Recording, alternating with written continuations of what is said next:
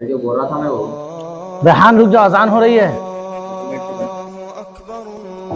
کیوں، میں تو صرف بات ہی کر رہا تھا. جب اذان ہو رہی ہو تو ہمیں خاموش ہو جانا چاہیے اور مؤذن کے کلمات کو دہرانا چاہیے. نبی کریم صلی اللہ علیہ وسلم نے ہمیں یہی سکھایا ہے. واقعی میں نے اس پر کبھی غور ہی نہیں کیا. ہاں، نبی کریم صلی اللہ علیہ وسلم نے فرمایا کہ جب تم اذان سنو تو مؤذن کے کلمات کو دہراؤ اور دعا کرو. یہ وقت جو ہے اللہ کی طرف بلانے کا وقت ہے. تو کیا ہمیں اذان کے دوران بالکل خاموش رہنا چاہیے؟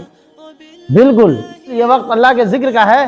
ہمیں پوری توجہ کے ساتھ اذان سننی چاہیے اور دعا مانگنی چاہیے.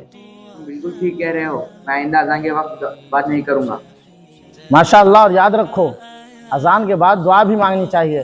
اللہم رب هذه الدعوت التامہ، یہ دعا جو ہے بڑی فضیلت رکھتی ہے.